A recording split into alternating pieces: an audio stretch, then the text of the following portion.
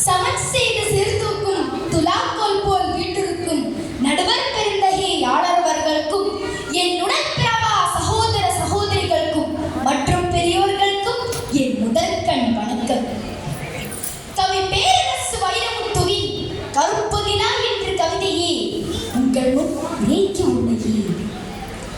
கண்ணகியே தாயே, கருப்பான இருப்பிடையே, புன்னகையே பூவே, புரட்சி துறவி அவன் தீட்டி வைத்த காவியமே, திருமகளே தேனுக்குள் போட்டு வைத்த படம் போல உன் தமிழர் கிழிப்பவளை, மாதத்தில் முழுநிலவே மருமகளே உன்னுடைய பாதத்தில் சின்ன மகன் பாட்டு மலர் தெளிக்கின்றேன்.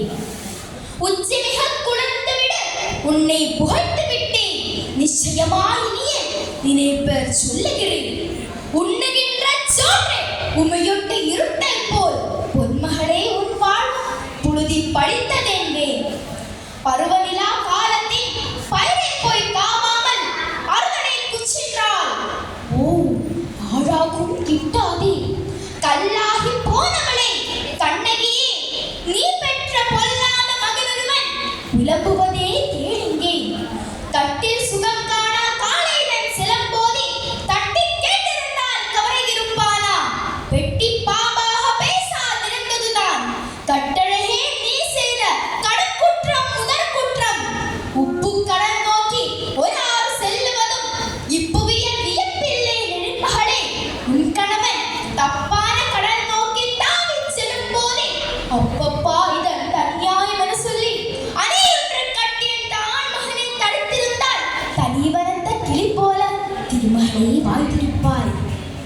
அளவாக தீருந்தால் அதனை விளக்கிற்போம், அளவுக்கு நீர் விட்டால் அதனை நிரப்பிற்போம். அளவுக்கு மேல் பொறுமை அன்னம்மே நீ காட்டியதால் களவுக்கு போனதம்மா காத்து வைக்கும் உன் சொத்து. விரலொடிந்த பின்னாலே வீணை பரதனை தாய், கரமுடிந்த பின்னாலே கைகளையே கேட்டாயே. அறம்பாடி மதுரை அரசன் புகழ்ச்சாடி துரைப்பாடும் பூநகரை தீயாதிருந்தாயே. அத்திரத்தே சோநாட்டி அணுவளவு காட்டி நின்றால் சத்தியமாய் வாழ்வில் தளர்த்து சிறுதிரிப்பாய். மன்னவனும் மாண்டதனால் மதுரை இருந்ததனால் உன் கணவன் நிலையாக உன்னிடத்தே மீண்டானா? கண்ணீரை துடைத்தானா? கன்னிமகளே உன் வாழ்வில் பண்டிரையை தெளித்தானா? பாவி படு பாவி, கயவன் நிறந்த மகன் கண்மூடி போனதுடன் மயங்கி விடுதாயே மணமகளே. வாழ்நாளில் பொய்யாகி போன மகன் பொழுதியிலே சத்ததனால் ஐயோ ஆவின் தளரி அழுது துடித்தாயே. கலங்காமல் நீ என்றும் களமேற துணியாத பலம் தானே தாயே நீ பட்டு துயரும் மதுரையிலே. மோக கதையை நீ முடித்து விட்டே உன் கணவன் வேகமாய் உன்னை நாடே வீடு தேடி வந்தவுடன் சிரித்து களைத்து செவியெல்லாம் தேய்ப்பாய உரட்ட சுளை போலும் உன்னிதழே நீ திறந்து சிந்தையில்லா காதலை சிலமுதனை நாடித்தான் வந்தீரோ என்றுள்ளது வாய்வரையே தேன்வழியே சொன்னாயே. பாவி சுரையழகு சிலம்பதனி என்னவனி கைதி தளிக்க துணிந்தாயே.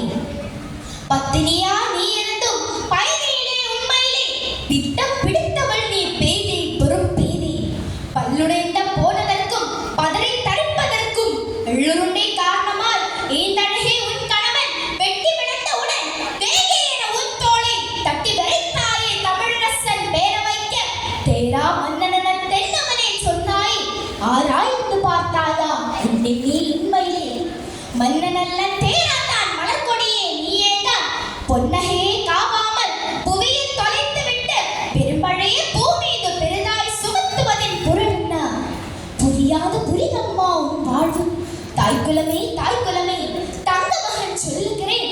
வாழ்ச்சாலக்காரன் என்றால் வார்த்தை நீ தள்ளாத கருப்பொன்று மற்றும் கண்ணகியை போலிருங்கள்.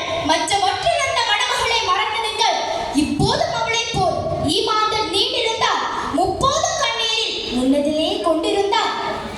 கடலில் விழுந்த சிறுகணிகாகி போவிர்கள் இடருள் சிக்குண்டே இடிக்கும் பூவாகிகள். குலமகளே தமிழ் நெஞ்ச கோவிலுக்குள் இருள் போக்கி விளக்கேற்றி நெஞ்சுக்குள் வீட்டிருக்கும் பொன்மகளே பிறநாயக செய்கின்ற தீவெட்டி தலையன் யார்? அறுக்கத்தான் வேண்டும் அன்னவனே நாக்கேன சிறுகின்ற பெரியோரு சிந்தையிலே அறப்பாட்டு கூறுகின்ற பூமகளே கொஞ்சம் தமிழ் நின்றத்து எழுதவில்லை நினைவெல்லாம் ஒரு விலையா சிந்தித்தே